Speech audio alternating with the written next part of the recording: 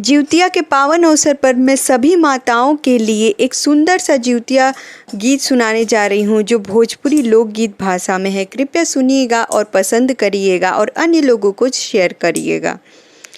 अरे बबुआ खातिर कैले बानी निर्जल बरतिया, बबुआ खातिर कैले बानी निर्जल बरतिया, सोनरवा दुकान से ले आ दीजिए उतिया, सोनरवा दुकान से ले आ दीजिए उतिया। रे आई ना हो बबुआ पकबहू विपतिया, आई नाही बबुआ पकवनो विपतिया, सोनरवा दुकान से ले आ दीजिए उतिया, सोनरवा दुकान से ले आ दीजिए उतिया।